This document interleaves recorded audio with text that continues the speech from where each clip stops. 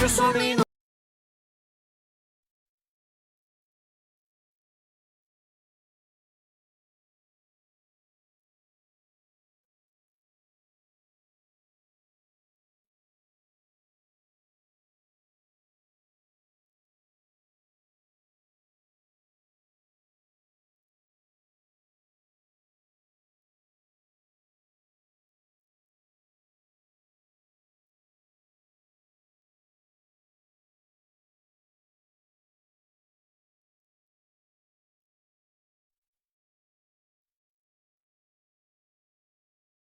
Ailson Lino convida, novidade e informação pra melhorar sua vida. Podcast Ailson Lino convida. Olá, minhas amigas, meus amigos. Está no ar mais uma edição do nosso podcast Ailson Lino convida. Você já sabe, você já conhece. A cada edição, um novo assunto. Assuntos da mais alta relevância para o entendimento das pessoas que precisam conhecer os assuntos de quem sabe falar sobre ele, né? Tecnicamente, da própria ciência. E por falar em ciência, hoje, olha só, ele é bacharel e mestre em física, é doutor em ciências biofísica, é professor do Senai e da UNEB.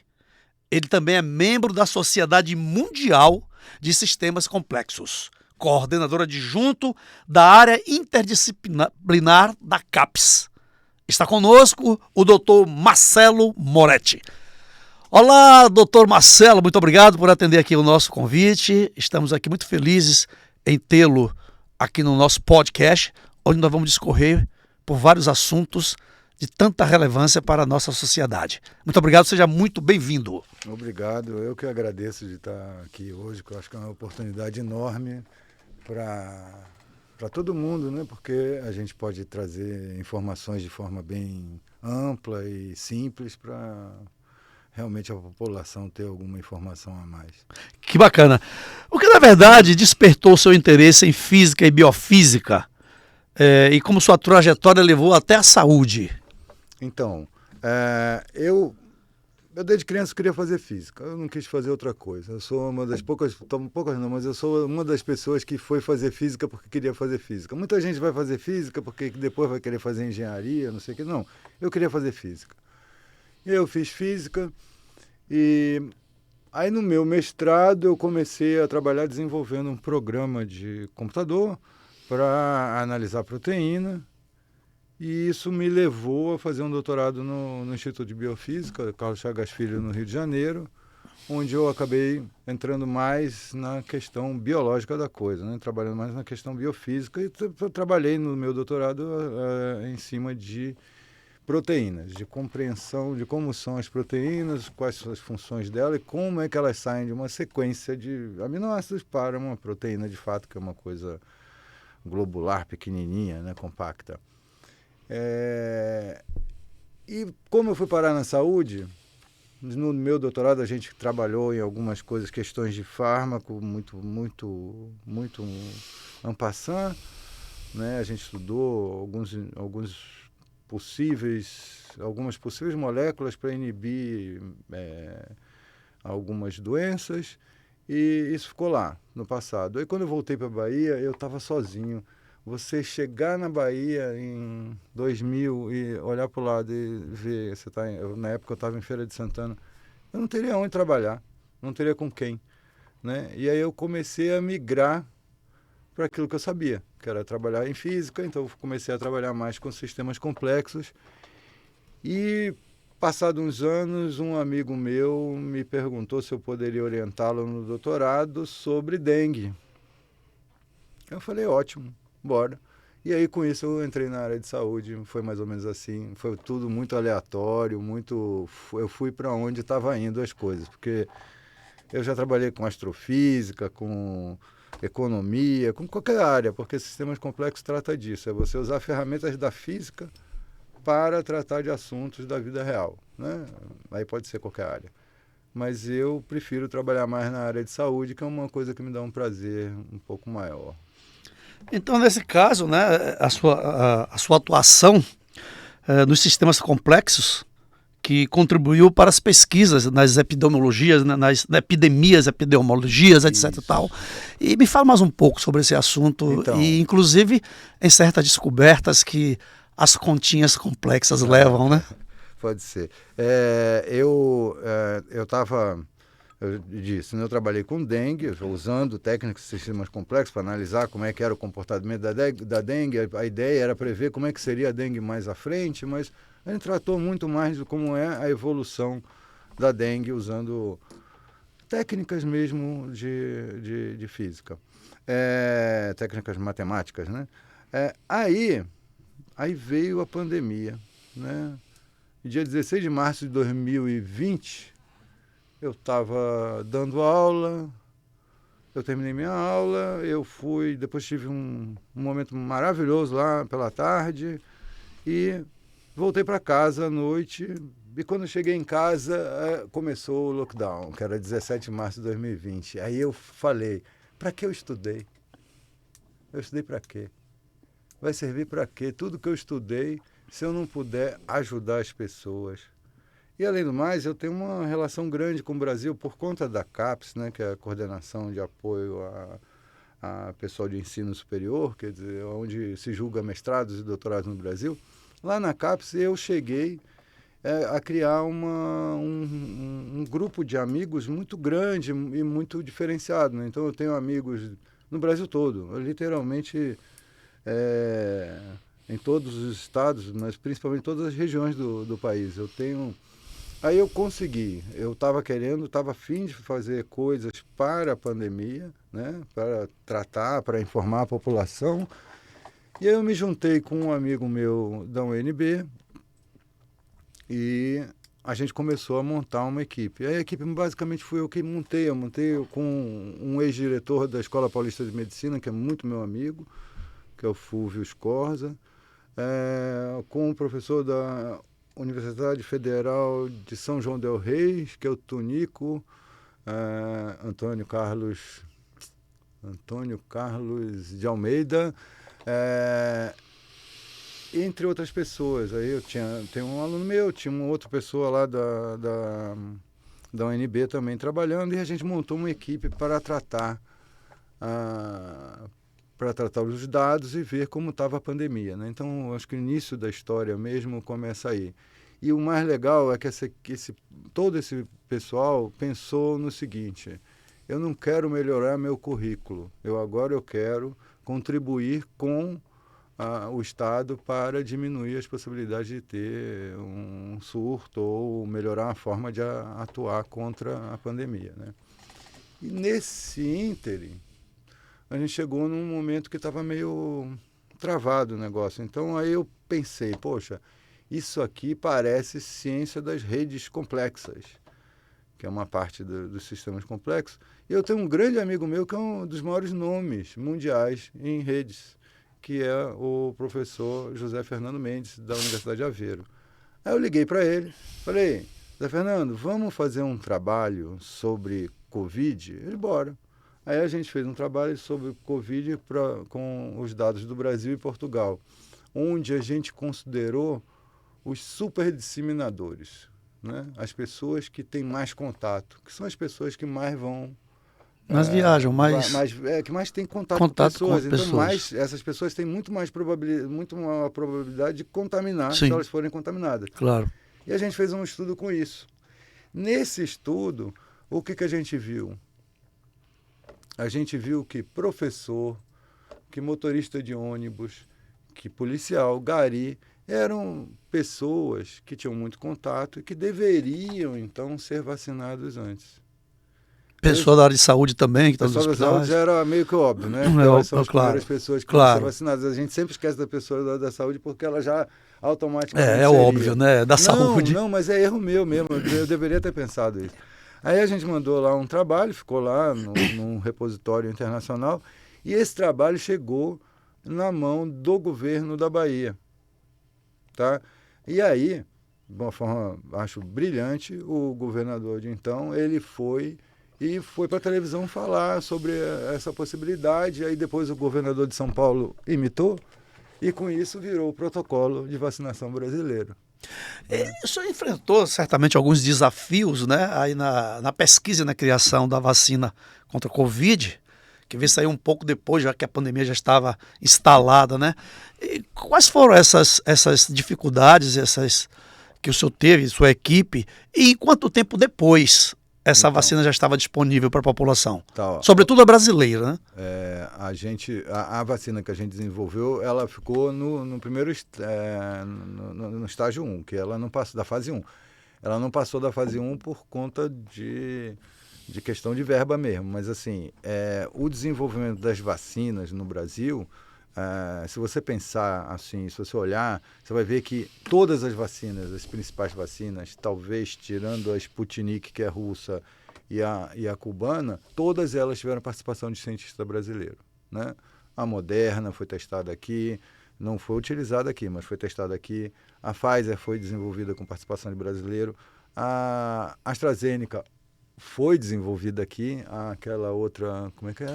Aquela primeira que disseram que não primeira, tinha eficácia, Coronavac, né? A Coronavac maravilhosa. A população falou que não tinha eficácia, que teria que tomar 3 doses, depois que a Pfizer chegou, que melhorou. Isso tudo foi mito, né? É mais ou menos mito. A Pfizer, assim, dentro das vacinas, eu tenho um artigo que eu publiquei que eu mostrei as pessoas que foram hospitalizadas, tá? E dentro das pessoas que foram hospitalizadas, eu separei quem tomou 2 doses de Pfizer, quem tomou 2 doses de Coronavac com uma terceira dose de reforço, né? E aí separei essas pessoas que tinham dose de reforço e das outras pessoas. Aí a primeira conclusão que a gente chegou: quem não tomou vacina morria do mesmo jeito. Não importa se você estava com a gama, né, que é a P1, que é a cepa brasileira, né, a variante brasileira, ou se você estava com a Delta, que era outra variante, momento, né? Ou se você estava com a Ômicron, morria do mesmo jeito. Foi hospitalizado, 40% de tal idade vai morrer porque não tomou vacina. Era a mesma coisa, não mudava. O que mudou os percentuais de morte foi a vacina. Aí você vê claramente que quase que cai a quantidade, quase que anula a quantidade de óbitos quando você chega na Ômicron, não por conta da Ômicron somente, mas porque as pessoas vacinadas ganhavam uma certa imunidade para casos graves.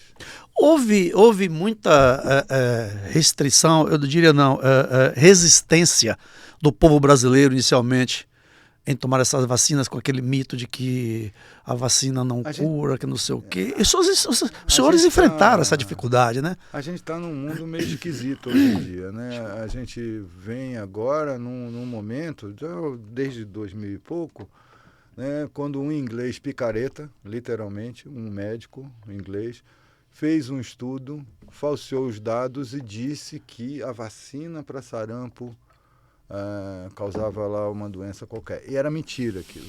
Ele falseou os dados completamente, tanto que esse artigo foi retirado e ele perdeu a licença dele de médico. E está preso, né? Mas ele criou o mal. Por quê? Porque criou o mito de que vacina faz mal, né? Aí você pega algumas pessoas sem nenhuma informação, né? Completamente ignorantes e às vezes de muita má fé, elas se utilizam disso para fazer views. Eu gosto muito de um exemplo que tinha um Nicei de São Paulo que falava que a vacina tinha toxicidade. Eu achava aquilo lindo. Por quê? Porque não é mentira. Abacaxi também tem. Claro. A minha água aqui tem toxicidade. Sim. Então é uma frase que está dizendo uma meia verdade, mas com uma mentira enorme por trás, né?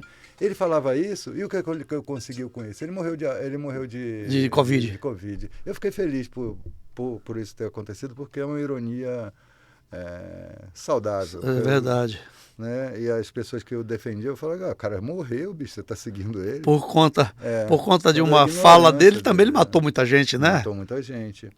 Né? Então você tem hoje, uma das maiores preocupações hoje que você tem, por exemplo, na CAPES, né, para o próximo período de avaliação, né, que a CAPES julga os mestrados e doutorados no Brasil, é que os programas mostrem o que estão fazendo, façam a popularização da ciência, porque a gente precisa, no Brasil, mostrar o que a gente faz. Eu hoje aqui queria tentar mais ou menos mostrar uma partezinha do que é feito de ciência, mas assim, aquela ciência bem aplicadinha mesmo, que vai na população direto, né? Com alguns lugares assim estanques. Não vou falar de tudo porque é impossível.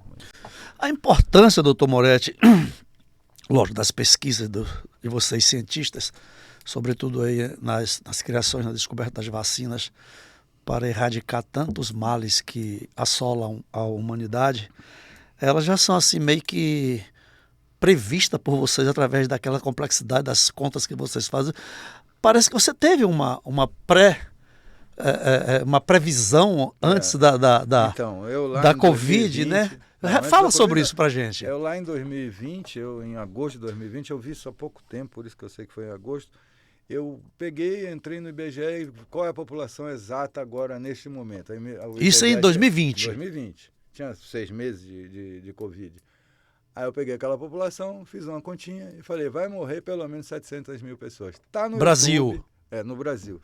Tá no YouTube desde então não é mentira minha. Eu não estou falando que eu estou inventando. Tá lá, tá foi lá. gravado na época, Foi colocado gravado na em época. 2020, então não dá para dizer que não é verdade, né? E assim, é uma previsão muito simples, não é uma coisa muito complicada, né? Quando a gente vai e faz modelos para atacar alguma coisa, né? Tipo Covid, a gente fez um modelo bem completo, a gente dividiu em compartimentos, pessoa que é suscetível a pegar a doença, pessoa que é exposta, que está exposta, que já está com vírus, pessoa infectada, pessoa hospitalizada, pessoa sintomática, tudo isso aí está dentro do modelo. Quem está hospitalizado, quem é assintomático, quem vai a óbito e quem está recuperado. E além disso, você tem nesse modelo quem é vacinado e quem não é. E qual é a eficiência da vacina. Então tudo isso é colocado nesse modelo. Além de tudo isso, você tem que pessoas de idades diferentes têm mais ou menos contatos. E a gente tem uma tabelinha mostrando que criança tem tantos contatos e um adulto de 30 anos tem outro tipo de número de contatos. Sim. Então a gente fez isso usando para cada uma dessas faixas de idade, então é um negócio caro computacionalmente, não daria para fazer na mão, mas que acaba sendo rápido porque é só o Brasil, então era uma coisa razoavelmente simples e a gente conseguia prever para cada cidade como é que estava, para cada estado, pelo menos e capital, como é que estava a pandemia naquele estado, naquele momento. Ali você previu 700 mil pessoas? Sim, no mínimo, a 2 milhões e pouco. Quanto de fato morreram, doutor Moretti? Mais que de 700 mil. Mais de 700. Então, não errei. você acertou na mosca. Foi muito, muito em cima, infelizmente. Infelizmente, porque estava descobrindo uma verdade. Porque infelizmente, porque poderia ter sido também um alerta, que foi um alerta. Era então, um alerta, tem dois. O que eu falava na vertentes, época, se usar. não for feito nada, se continuar esse oba-oba, vai morrer 700 mil pessoas, no mínimo. E eu acertei, infelizmente. Porque qual é o barato? A gente deveria ter feito um lockdown mais efetivo. O lockdown veio tarde, doutor. Veio, mas era impossível ser antes. Porque várias questões econômicas, né? O Carnaval de Salvador... Políticos, Carnaval de Salvador... Carnaval de Salvador significa 1/3 de toda a verba, né? Da cidade, mais ou menos isso. Então, do Estado, né? Nem do Estado. 1/3 de todo o dinheiro que vem para o Estado é o Carnaval de Salvador. Então, você falar não vai ter Carnaval é muito pesado. Será que não se gastou mais com... Gastou. Do que o que se arrecadou no Carnaval? Gastou, com certeza. Mas o poeta já disse a usura dessa gente, mas deixa isso quieto. Vamos mexer com essa parte política, não, vamos mexer com ciência, que é melhor. Não entrar na política. Doutor Moretti, me fala uma coisa, há muita conversa, principalmente vindo do senso comum, há dúvidas até, e que embora até isso já nem tem tanta importância quanto no passado, quando surgiu esses boatos, que a Covid surgiu na China, advinda de morcego, e proliferou para o Brasil e para o resto do mundo. Isso tem veracidade ou é mito? Então, eu não posso dizer que ela surgiu na China. Eu posso dizer que ela primeiro aconteceu na China, né, como surto.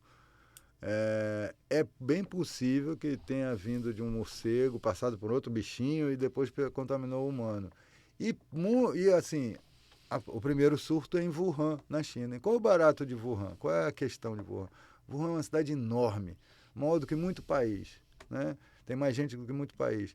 E ela é um hub mundial de negócio, de educação, de automobilismo. E aí você tem essa cidade que tem muito fluxo de muita gente do mundo inteiro, é o melhor lugar do mundo para você proliferar uma pandemia, né? Então foi isso que aconteceu. Lá era um lugar que tem contato com o mundo inteiro e rapidamente você vê, 15 dias depois, Seattle estava com um surto de Covid, né? 15 dias depois de Wuhan. E aí espalhou para a Califórnia, assim foi, espalhou para o mundo todo, né? Como você pega, foi para a Itália não fez nada, aí foi aquilo que a gente viu na televisão. A Espanha, no dia que, em vez de fazer um lockdown, fizeram uma passeata. Em prol das mulheres, não sei o quê, estava no Dia Mundial das Mulheres, foram fazer uma passeata na rua. O que aconteceu? Deu o que deu em Madrid. Um monte de gente contaminada. Então, às vezes a ignorância, às vezes o radicalismo também atrapalha. Né? Sempre eles atrapalham, radicalismo. E aí você tem, assim, você tinha um presidente americano que era um idiota, né? Desculpa, mas eu não posso falar outra coisa. E você tinha um brasileiro que a gente não precisa nem falar, né? Eram muito parecidos e fazendo muita besteira juntos, né? Teve um momento que o presidente americano falou, beba água sanitária. E teve gente que bebeu. Aí morre, claro. Porque o que acontece? Existe um mito, né? Vou fazer aqui uma coisa, ó. A tal da ivermectina. Se você pegar a ivermectina e colocar no laboratório o HIV, né, que é o vírus da AIDS, e jogar a ivermectina em cima, mata o HIV. Tá? Se você fizer a mesma coisa com a Covid, mata o SARS-CoV-2. Tranquilo. Mata.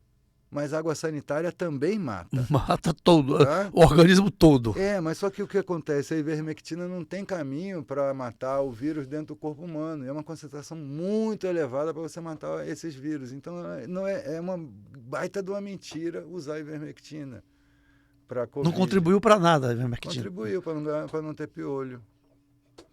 E os laboratórios encheram o bolso. E não o laboratório, porque é um produto da Merck. A Merck lançou, a Merck é alemã, né? Lançou um memorando dizendo ivermectina não serve para a Covid. Só que como é uma coisa que já tinha perdido a patente, outros laboratórios estavam ganhando dinheiro com isso. Mas foi só para ganhar dinheiro mesmo. Como também teve outras coisas, né, estranhas, né? Tipo ozônio e tal, teve esse negócio assim bem... Doutor Moretti, a Covid, né? A Covid, ela realmente está controlada, erradicada ou ainda corre sérios riscos de perder o descontrole caso esteja controlada e não erradicada? E precisa ainda de uma nova vacina como reforço, como se ouve por aí, ou não se precisa mais se preocupar com esse assunto? Eu vou responder meio que protocolarmente isso. Primeiro, a Covid ela é uma evolução da SARS, que foi uma doença que teve lá em 2003, que não aconteceu nada no Brasil, morreram 800 pessoas realmente, apenas 800 pessoas, mas o Temporão, que era o ministro da Saúde, fez o quê? Fez um controle de acesso ao país. E aí não teve a entrada da Covid, da SARS no Brasil, e morreu muito pouca gente desse negócio. A Covid, ela tem o SARS-CoV-2, quer dizer, é uma evolução de lá de 2003, uma mutação, vai tendo mutação até que muda e vira um outro bicho, né? Outro vírus, né? Mas só que é da mesma família, tudo coronavírus, né? Como também tem aquele dos camelos, né? A MERS, que teve no Oriente Médio, que também é outra doença também baseada em coronavírus. E o atual, a gente teve, eu publiquei ano passado um trabalho que a gente mostrou, eu e um americano, a gente mostrou que provavelmente a Omicron foi uma transição de fase, que não vai ter tanta morte com o Covid nesse formato atual. Mas é um vírus, e vírus tem mutação. Daqui a pouco ela vai ter uma mutação que é eficiente e vai acabar contaminando um monte de gente. Então essas mutações que provavelmente aconteçam, é natural que aconteça nesse mundo viral, eles vão também criar resistência às vacinas que já existem? Sim, de alguma forma. E já existe um projeto para já estar acompanhando essas mutações e chegando mais rápido com a vacina do que aconteceu na Covid no início? Então, para chegar à vacina é muito fácil, porque como você já tem a vacina, você só tem que trocar o vírus que você vai colocar nessa vacina. Conclusão, a minha pergunta então está controlada. Mais ou menos. Não sim. está erradicado, mas está Não, controlado. Controlado tá. E assim, daqui a alguns anos, provavelmente a gente vai ter outra contaminação por coronavírus, mas vai ser um novo e a gente vai ter que criar uma vacina, mas o procedimento já está feito, então... Isso quer dizer que não vai morrer muita gente como morreu no passado, no início, né? Não vai morrer porque a maioria das pessoas, por ter sido vacinada, tem alguma memória celular. E isso vai dar uma proteção para elas. E por falar nisso, mesmo que haja essa memória celular, existem pessoas que não tomaram todas as doses, né? Não completaram. E por ter sido, vamos dizer assim, erradicado ou controlado essa doença, essas pessoas que não controlaram a dose, que não completaram, quero dizer, ainda correm o risco de morte? Todo mundo corre risco de morte. Eu falo não com novas variantes, mas caso ele pegue Covid, como tem muita gente que está contraindo Covid hoje e nem percebe que está com Covid. Outros muito raros, sintomas pequenos. Essas pessoas que não completaram, caso pegue essa Covid, corre risco? Completar? As 4 doses que tomaram? Eu tomei 4 doses. Assim, tem pessoa que tomou 2. Se você chegar no Canadá, são 3 doses. No Canadá só teve 3 doses, não teve, eu acho, 4ª dose. Aqui não teve 4 doses? Acho que eu tomei 4. Acho que eu tomei a 4ª dose, tomei. Mas e tem pessoa que tomou 2 ou 3. 3 doses eu acho que já seria algo suficiente, ou 4, mas assim, eu não sei se... Quando o governo falar tem que tomar uma nova dose, vale a pena tomar. Sim. As pessoas sensatas tomaram. Eu tomei todas as doses, minha família toda tomou todas as doses e vamos tomar tantas quantas forem necessárias. Sim. Pelo amor de Deus. Isso é super importante. As pessoas não podem... Isso é ciência, meu Deus. Negligenciar, né, todo um estudo que mostra que você realmente vai ter muito mais vida do que problema por estar tomando uma vacina. A gente lembra, por exemplo, em 74 teve aquele surto, não sei se foi surto ou chegou uma epidemia de meningite, né? Era epidemia. Foi 75. Meningite, né? Foi. Então, hoje não se morre mais de meningite? Então, ali em 75 foi uma coisa brilhante, porque foi um caso mundial. O Brasil serviu de case para o mundo inteiro para vacinar, porque ninguém acreditava que era possível vacinar um país, né? As crianças de um país em um mês. E o Brasil, no meio da ditadura, com pistola, vacinou todos nós. Né? Que eu e você, pelo menos, né, nós dois fomos vacinados. De pistola, lembro. De pistola. Eu tive uma reaçãozinha que até hoje eu me lembro, eu tinha uns 5 anos, 10. Ainda tem uma marca aqui no braço, aqui da pistola. Aí eu fiquei meio tonto ali no dia, mas faz parte, a gente está aqui vivo. Né? Eu lembro, doutor Moretti. Virou jacaré. Né? Eu lembro, doutor Moretti, o seguinte: quando não tinha a vacina contra a tuberculose, a BCG, né? Contra a tuberculose, outras contra sarampo, cachumba, papeira, que chama, né? Todas essas doenças epidêmicas que houve aí. Então, a mortalidade infantil era muito grande. Depois que as vacinas eficazmente chegaram, foram lançadas, não está erradicado aqui, principalmente no Nordeste, né? Aí morre muita criança ainda com esse tipo de doença por falta da vacina. Paralisia infantil. Acabou, né? Sumiu, não tem mais no mundo, mas assim, o Brasil está sendo tão negligente que é possível que volte. Né? Você imagina, você erradicar uma coisa que demorou quase 100 anos, mais 40 anos para você erradicar, e hoje as pessoas ficam negligenciando dar 2 gotinhas para uma criança de 1 ano, 2 anos, né? Esquece a segunda dose. Isso é terrível para esse tipo de vacina. Qual é o seu olhar com relação a isso? Precisaria de uma nova conscientização para essa nova geração? Uma conscientização para essa geração, uma nova para a geração passada, que tem seus filhos, seus descendentes? Ou o governo precisa de uma mídia mais forte? O que precisa? O governo precisa ter uma mídia mais forte, a gente precisa ter mais informação para a população, e tem que ser uma população, tem que ser uma informação bem dada, né? Porque muitas vezes as campanhas são erradas. Por exemplo, há muitos anos atrás fizeram uma campanha AIDS mata.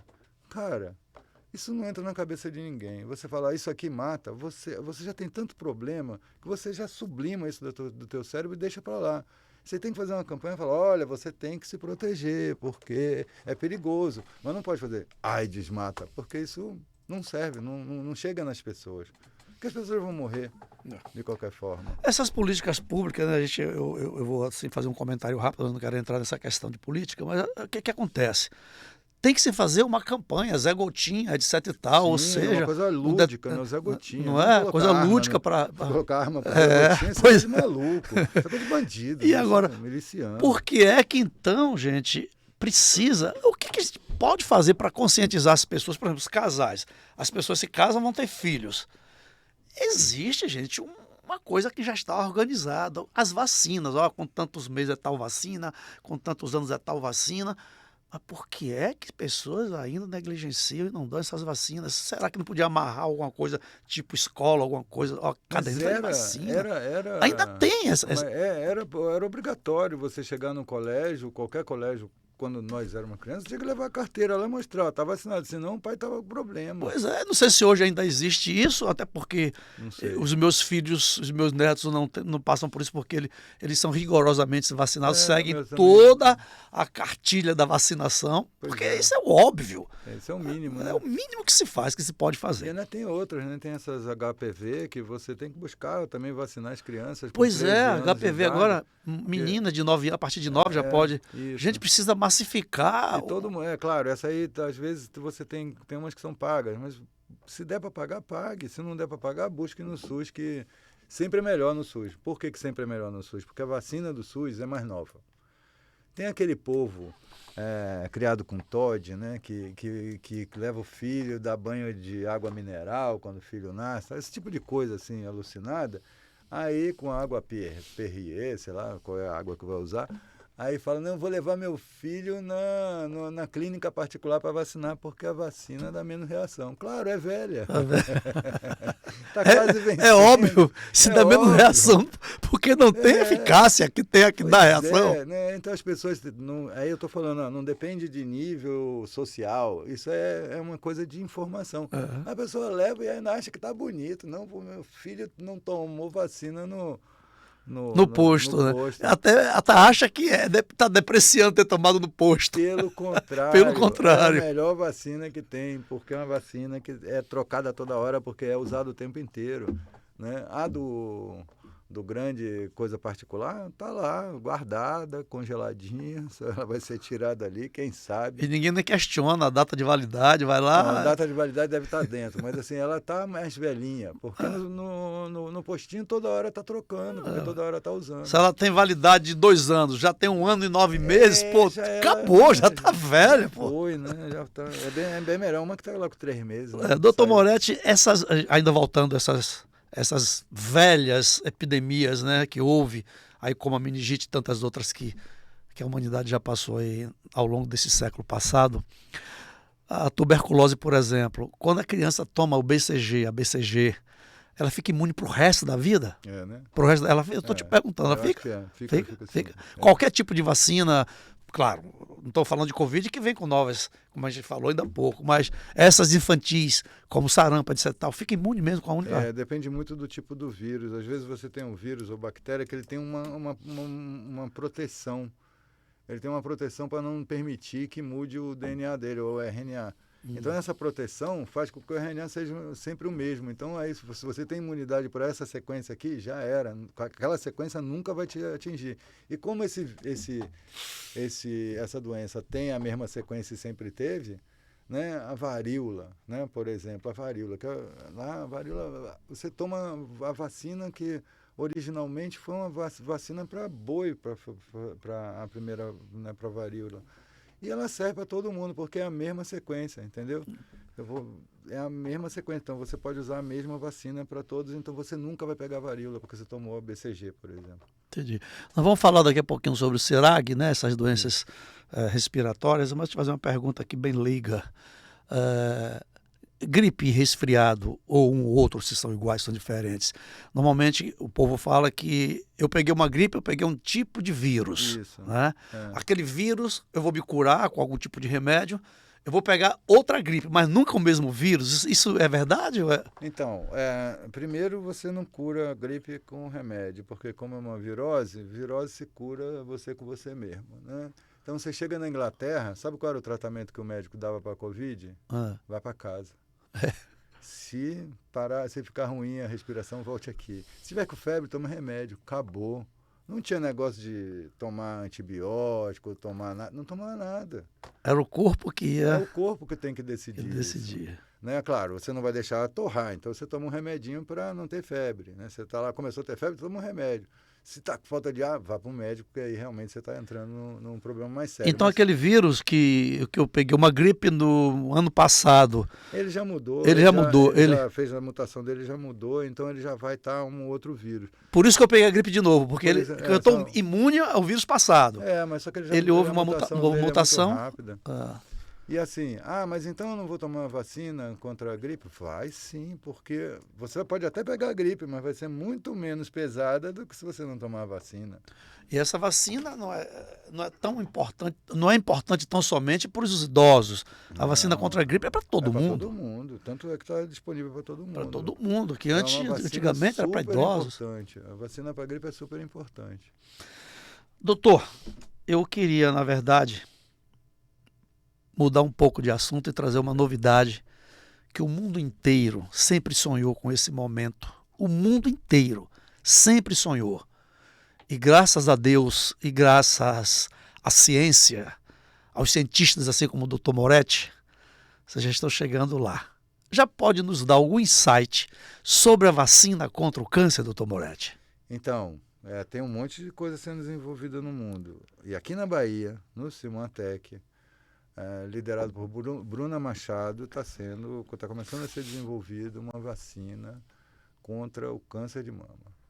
Especificamente contra o câncer de mama. Especificamente contra o câncer de mama. Mas uma vacina para câncer de alguma coisa é só trocar alguma coisa que vai funcionar para outra coisa. Né? Então essa vacina está sendo desenvolvida especificamente para algum tipo de câncer. Por exemplo, como o senhor falou agora, para câncer de mama, De mama.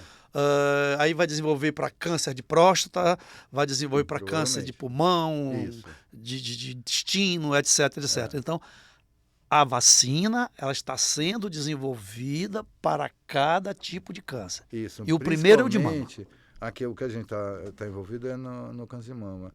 Porque câncer de mama é uma das coisas que mais mata no mundo, né? É porque é mulher e homem, né? Aí é homem, aí é o próstata, né? Ah. Que também atinge muita gente. Mas o câncer de mama é assim, é um hormônio lá, quer dizer, um gene, que ele está causando um crescimento acelerado de células cancerígenas numa dada região, que vira um tumor, né? É um gene. Então, como é que você trata isso? Você vai, pega, leva alguém lá para silenciar esse gene. Mas você tem que chegar lá, entendeu? Então, hoje a gente está desenvolvendo, a gente está estudando via modelos matemáticos como é que a gente vai levar para dentro da célula esse fármaco que a gente vai colocar aqui, ou essa vacina que a gente vai colocar aqui dentro para silenciar esse gene, entendeu? Então, se você silenciar esse gene, para o crescimento acelerado de células cancerígenas, não vai ter mais esse crescimento, então acabou o câncer. Desculpa. Então essa vacina, nessa primeira etapa, desculpa, ela vai ser ministrada para as pessoas, para as mulheres que já contaminaram o câncer de mama ou preventivamente? Não, preventivamente. Para todos, né? Para todo mundo, mas acho que principalmente é preventivo. Isso será já para as mulheres adultas ou não? Ainda vai demorar uns 2 anos para a gente falar sobre isso com mais propriedade, mas agora a gente está na fase ainda de... a FINEP deve começar a entregar o dinheiro agora em abril, e aí a gente vai, a primeira fase que é aprovar essa vacina na Anvisa, né? Que muita gente fala que a Anvisa é chata, que a Anvisa é um dos melhores órgãos do mundo, tá? De vigilância. E ela faz um trabalho muito sério. Tanto é que um dos trabalhos que a gente fez sobre Covid foi sobre os vírus. E era só a introdução sobre o vírus que a gente mandou para a Anvisa para fazer a vacina de Covid. Entendeu? A gente pegou a introdução, traduziu para o inglês, mandou para a revista e hoje é um artigo citado, tal, como uma coisa muito boa. Mas é porque é um estudo muito sério, né? Tanto da parte das pessoas que estão desenvolvendo, quanto da parte da Anvisa, que é um órgão que cobra mesmo que a coisa seja com o maior cuidado. Aqui na Bahia está tendo assim, muitos órgãos públicos que estão desenvolvendo tratamentos essas ações aqui, quais são essas informações Então, aqui na Bahia dos órgãos que estão? Eu tenho pouca informação sobre isso, mas assim, eu posso falar aqui por exemplo, o GAPA. O GAPA, que é o Grupo de Apoio à Prevenção à AIDS, tem 36 anos, vai fazer 36 anos agora.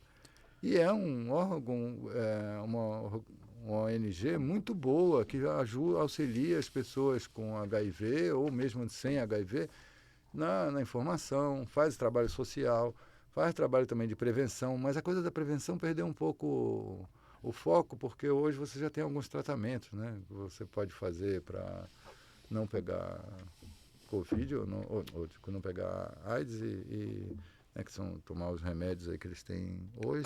Os coquetéis aí, né? Algumas coisas nesse sentido, né? Que você já não morre tanto, aparentemente, mas é muito sério. Então, a AIDS é um negócio muito sério, mas você tem um órgão que hoje está lá no Carmo, e acho que tem um Instagram também, Gapa Bahia, que você pode pegar informações. E se você quiser informação mais detalhada sobre AIDS, você pode ir lá no Carmo, vai ser super bem atendido pelas pessoas que lá trabalham. E essa questão da AIDS, doutor, parece que aparecimento de tantas outras doenças, tantos outros problemas, parece que a população meio que deixou de lado a prevenção da AIDS, parece que esqueceram, né? E a AIDS... Hoje tem o coquetel que dá aquela coisa de sobrevida, e tem também aquele PrEP, lá que você toma depois do ato sexual, que diminui a possibilidade. Mas eu acho que roleta russa de qualquer forma. Eu também acho. Que a melhor coisa é a prevenção. Prevenção. Sempre. E, sobretudo, pelos meios de contaminação, o mais provável é a contaminação por via de sangue, né? E sexual, que é a maior, dos meios de contaminação. Tem que fazer isso aí, prevenir. Prevenir. Como é uma doença de terceiro mundo, aí a Europa e os Estados Unidos não se importam muito com AIDS hoje em dia. Quando era uma doença deles, aí eles tinham uma preocupação enorme. Hoje em dia eles não têm tanta preocupação. É verdade. Voltando à questão da vacina contra o câncer. Então, essa primeira etapa está se desenvolvendo essa vacina contra o câncer de mama, né? Isso. O senhor falou que dentro de 2 anos já está em larga escala? Não sei, mas assim, pelo menos 2 anos a gente volta a conversar. Porque agora vai ser... A primeira parte vai ser a fase 1. Até chegar à fase 1, a gente vai ter que fazer todo o teste laboratorial, porque qual vai ser esse objeto que vai entregar a vacina dentro da célula, né? A gente está ainda com 3 possibilidades, que a gente fez o modelo, agora a gente vai para o laboratório para fazer qual que vai ser o melhor. Aí vai montar isso, aí vai colocar qual é a melhor vacina para entregar lá dentro da célula. Isso está sendo mundialmente desenvolvido, né? Não, está sendo desenvolvido aqui na Bahia, em Salvador, no Cimatec. Mas não em lugar nenhum. Vamos repetir isso aqui.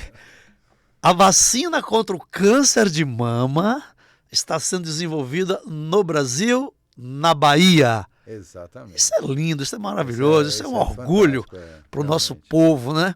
E já está assim em fases já... iniciais, mas tá. Mas a coisa está andando, né? Tá, já tem verba, porque qualquer coisa que seja desenvolvimento, você precisa de dinheiro, né? E não é pouco dinheiro. Para fazer uma vacina dessa é muito dinheiro. Então a FINEP está bancando, quer dizer, um órgão federal está bancando parte disso. A FAPESB, que é o órgão de fomento de pesquisa aqui da Bahia, também está apoiando. E o CNPq, que é um órgão de fomento nacional, também está apoiando. Então você tem verbas, né? E aí depois, quando essa coisa aumentar e tiver assim, tá certo, isso aí uma grande possibilidade. Aí provavelmente o Ministério da Saúde vai apoiar também para ser realizado em larga escala. Larga escala. Olha só, gente, é muito importante, eu vou repetir isso algumas vezes, porque eu estou empolgado, eu diria que eu estou emocionado e muito feliz a Bahia está desenvolvendo a vacina contra o câncer de mama. O Brasil é a Bahia.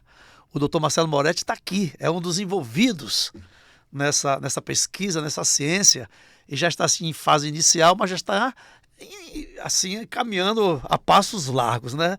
Então, que maravilha, motivo de orgulho para a gente, para salvar aí tanta gente que está morrendo com essa questão de câncer de mama. Agora, deixa eu fazer uma pergunta aqui bem provocante, né? A vacina vai dar certo, vai prevenir câncer de mama. E os laboratórios que ganham fortuna hoje com esses medicamentos, será que como é que vai ficar essa parte aí? Eles vão, sei lá, de alguma forma tentar, sei lá, impedir, eu não Então, diria, mas é uma fortuna. A primeira coisa que eu queria falar, quem lidera esse projeto é Bruna Machado, é professora do Cimatec, que tem experiência, farmacóloga, que tem uma grande experiência, também desenvolveu outras vacinas, e ela está bem, né, bem animada com isso e me convidou para a gente tratar mais as coisas estatísticas, fazer alguns modelos e tal, mas ela que está liderando a parte mesmo experimental. E agora, com relação ao resto, uma vacina contra um câncer de mama. Câncer de mama vai aparecer um caroço, a pessoa vai ver, às vezes nem sentiu dor, vai no médico, faz prevenção, vê que é câncer, vai o quê? Vai atacar ali. Aí são 6 meses, 3 meses a 6 meses de quimioterapia, a pessoa vai tossir, vai perder cabelo, é uma coisa muito dolorosa. E depois disso, ainda muitas vezes vai ter que, né, retirar o seio e depois fazer uma reconstrução do seio. É muito penoso. Então, se você consegue ter um protocolo que seria tomar uma vacina e não ter mais o câncer, eu acho que isso aí é muito importante, né? É mais importante do que, por exemplo, alguém descobriu a cura da diabetes. Mas ninguém no mundo vai deixar que esse cara mostre para ninguém, porque isso são bilhões e bilhões de dólares que a indústria farmacêutica ganha com a diabetes, e que é uma coisa que vai ficar... quantos remédios de diabetes o cara toma por dia? Entende? Então essa é muito difícil, mas o câncer é mais pesado, né? Quer dizer, depois de um certo tempo a diabetes também é bem pesada, mas assim, no início, né? o câncer é bem mais pesado, então mata mais rápido. O tempo é muito mais rápido, mata muito mais agressivo, né? Então acho que não vai ter grande boicote, vai, mas não acho que seja... Vai depender muito... Que vai atrapalhar o trabalho de vocês. Vai depender muito de quem está do outro lado, né? Uma coisa, doutor, a doutora Bruna, né, que é responsável principal, né, pelo desenvolvimento dessa vacina, foi escolhida essa questão contra o câncer de mama, porque está matando mais do que o câncer de próstata no homem, é claro, ou simplesmente foi uma mulher Não, Por que escolheu a mama? Ela estava desenvolvendo uma vacina para Zika. Lá em Seattle. Aí, para Zika ou dengue, alguma coisa dessa assim, acho que era Zika.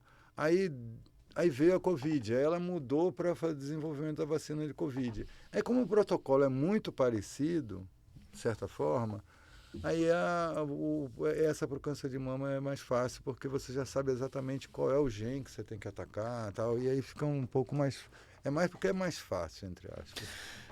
Eu torço então para que tudo isso dê certo com uma certa brevidade, com muita brevidade, e que o próximo estudo, que a próxima vacina a ser desenvolvida seja contra câncer de próstata.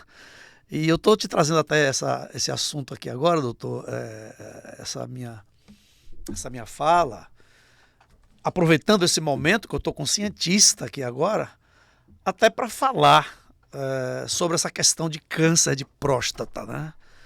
Da importância que tem o homem depois dos 40, alguns até antes, se tiver histórico familiar, procurar sempre estar indo ao médico, fazendo os exames periódicos, se aprofundando nos exames, porque o câncer de próstata, como tantos outros cânceres, no início eles são indolores, eles não doem, e as pessoas, quando descobrem, quando dói, já está bem avançado.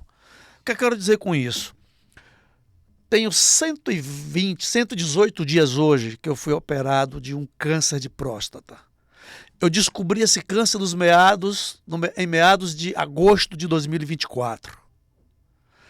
Operei 8 de outubro de 2024. Entre a descoberta, a cirurgia e a cura foram apenas 45 dias. Evidente que eu tive o privilégio de ter acesso ao médico, ao cirurgião, aos exames, às informações, Coisas que as pessoas, às vezes, não têm esse tipo de acesso, por questões políticas, não têm acesso, inclusive, ao óbvio, ao que ele tem direito, que é a própria saúde. Mas já se pode fazer os exames periódicos através do SUS, através de todas as possibilidades que ele tenha. Não deixa de fazer o câncer de próstata. Mata como qualquer um outro tipo de câncer. E quando é descoberto, como foi descoberto o meu, a tempo, no início, cura total. Então eu quero aproveitar e dizer para você, meu amigo, vai fazer seu exame. Procura um urologista e investiga. O PSA, o exame de toque, né, abaixa preconceito, todos os exames. Vai tomar cuidado, porque câncer mata. Não só para os homens, como também para as mulheres, que o câncer de útero, o câncer de mama, como o Dr. Moretti está aqui falando, já desenvolvendo a vacina, matam também com a mesma rapidez. Câncer descoberto no início tem cura total.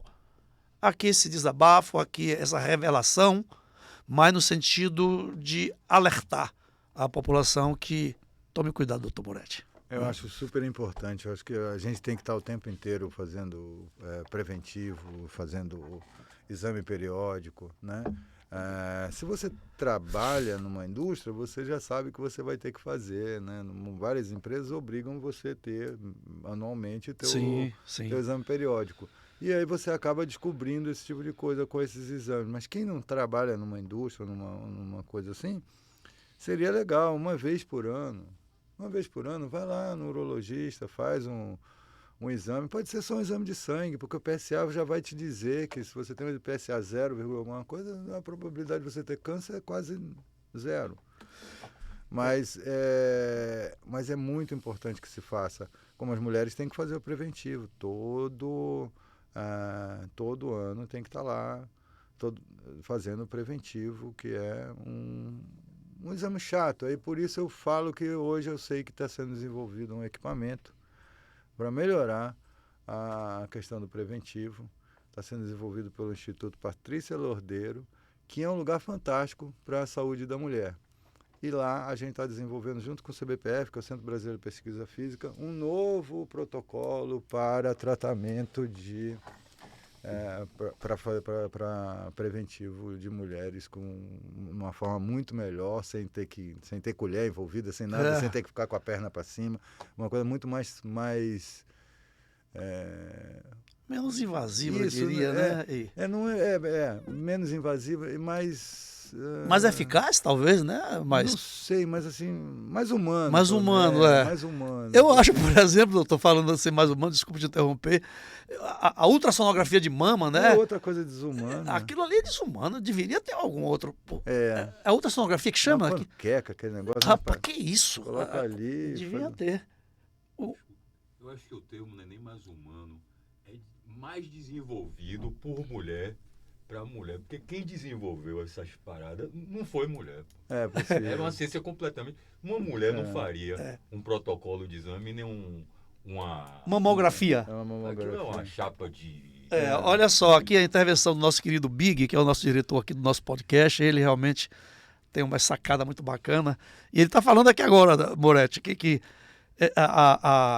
como é que chama? Eu falei agora o nome? Mamografia. A mamografia certamente não foi desenvolvida por uma mulher. Ele está falando. Deve ter sido por um homem, porque, amigo, é desumano. Mamografia é um exame que já deveria ter avançado.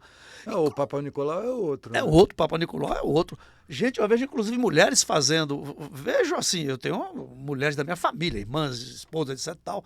Às vezes até está amamentando, né? E faz aquele exame, ainda com a mama cheia de leite, né? E outras que colocam silicone na mama por algum motivo e faz aquele exame. É como o Big agora fez essa intervenção muito feliz, né? Não deve ter sido uma mulher que desenvolveu a mamógrafo, que chama? Certamente não foi, porque é desumano. Tem que ser atualizado. Então, mas voltando à questão da prevenção, acho que é super importante você estar fazendo suas prevenções. A minha filha, por exemplo, ela descobriu que ela tinha uns pólipos na bexiga. Ela descobriu quando morava aqui.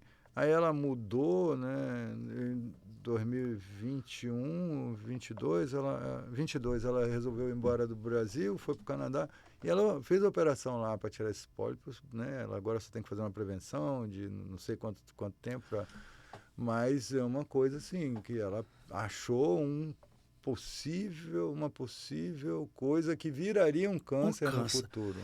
Doutor Marcelo Moretti, você me trouxe um outro assunto agora muito importante, né? Pólipos. Eu sou de uma família que tem histórico de câncer de intestino.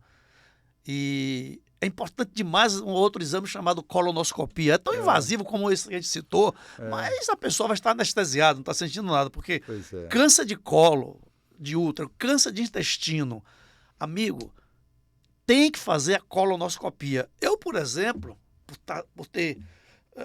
por ser de uma família que já teve alguns casos de câncer de intestino, como de próstata, meu pai teve câncer de próstata, e ele erradicou o câncer com 62 anos, justamente da minha idade. A minha tia morreu de câncer de intestino, meu irmão morreu de câncer de intestino. Então toda a família faz colonoscopia de ano em ano. A primeira vez que eu fiz, há 8 anos, tinham 8 pólipos no meu intestino. E o médico falou, se você não faz, você é teu irmão ontem. E seria teu irmão daqui a pouco tempo. Porque esses pólipos é o começo já para desenvolver alguma malignidade. Sim. Então o exame cauteriza, tira, fica tudo normal. E de ano em ano eu faço a colonoscopia para que a gente possa se prevenir contra o câncer. Isso é muito importante. Olha que papo bacana, o tempo está sendo contra a gente, né? Tem 300 perguntas para eu te fazer aqui, doutor Moretti. Mas agora eu quero dar um passeiozinho de carro, né?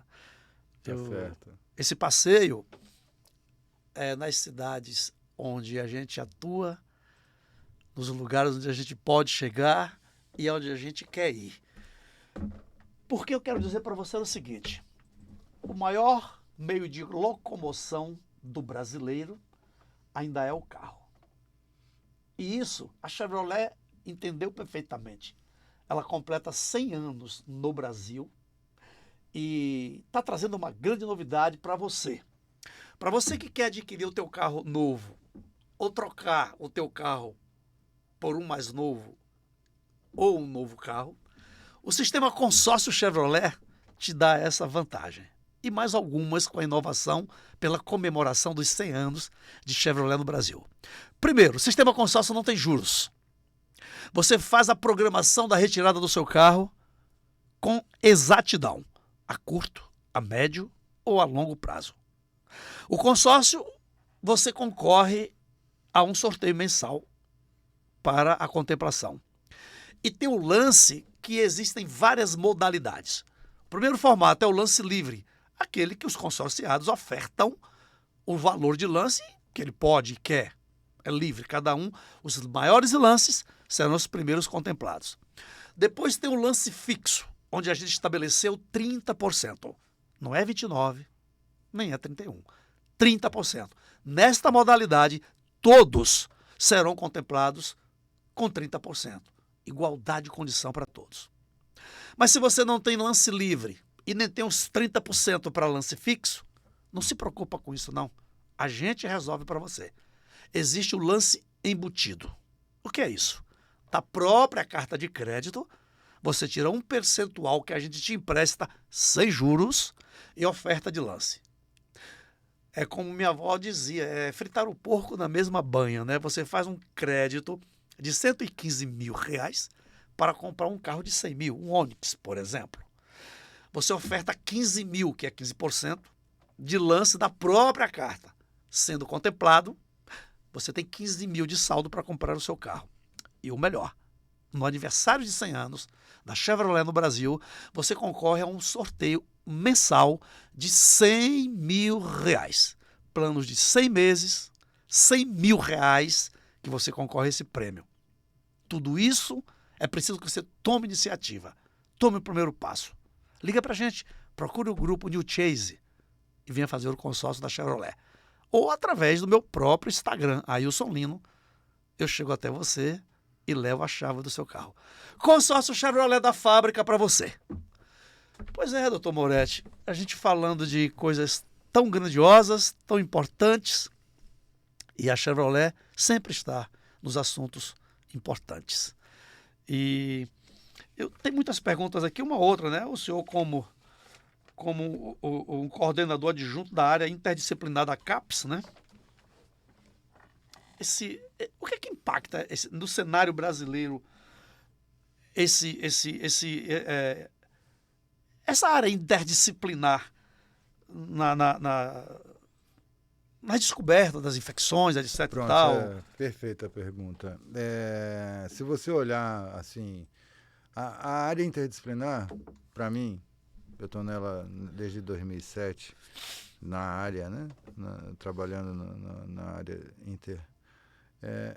É a única forma de você fazer ciência de fato, ciência de fronteira, é de forma interdisciplinar. Você não tem como hoje descobrir uma coisa nova se você não envolver pessoas de outras formações, né?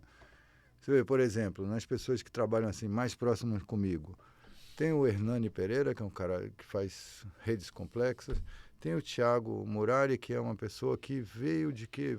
Ele veio da indústria automotiva até. Olha só. E é um engenheiro mecânico, mas trabalha, e todo mundo está trabalhando o quê? Com essas questões de saúde, né? Tem a Bruna, que é farmacêutica, e aí você tem outras pessoas, o Tarcísio lá em Brasília, que é físico, a Magda, que é socióloga. Olha só. Então a gente tem uma galera que trabalha em assuntos de forma bem ampla e de forma interdisciplinar, né? Claro, vou esquecer várias pessoas aqui, mas essas pessoas, assim, um núcleo mais próximo, né? Eu falei do Tunico, falei do Fúvio também, que são mais voltados para a saúde. Então você pega essas pessoas, cada um tem um olhar diferente, mas está todo mundo trabalhando no mesmo assunto. E acaba que a discussão entre essas pessoas cria uma nova forma de fazer ciência. Isso é ser interdisciplinar. E aí é tipo, por exemplo, a ecologia, né? Ou sei lá, a mecatrônica. A mecatrônica era o quê? Era o pessoal que estudava mecânica, o pessoal que estudava eletrônica, computação. E aí começaram a fazer lá aquelas coisas de mecatrônica, que virou uma área. Isso é uma coisa que era 3 áreas que trabalhavam interdisciplinarmente e que virou uma área. Interdisciplinar é isso. São áreas diferentes trabalhando na fronteira do conhecimento, trazendo novos conhecimentos. Que maravilha. Doutor Marcelo Albano Moretti Simões Gonçalves, de muita importância a sua vinda aqui, seus esclarecimentos, as novidades que o senhor trouxe aqui, sobretudo no desenvolvimento da vacina contra o câncer de mama que está sendo desenvolvida na Bahia. Isso é motivo de honra para a gente, de orgulho, e disseminar para o resto do mundo. Muito obrigado pela sua presença e espero que você tenha gostado e dissemina essa ideia para que todos assistam e tirem as dúvidas. Obrigado, doutor. Obrigado, Ailson. Foi maravilhoso o nosso bate-papo. Obrigado mesmo. E assim, encerramos mais uma edição do nosso podcast. Ailson Lino convida. Obrigado. Até a próxima. Ailson Lino convida. Novidade e informação.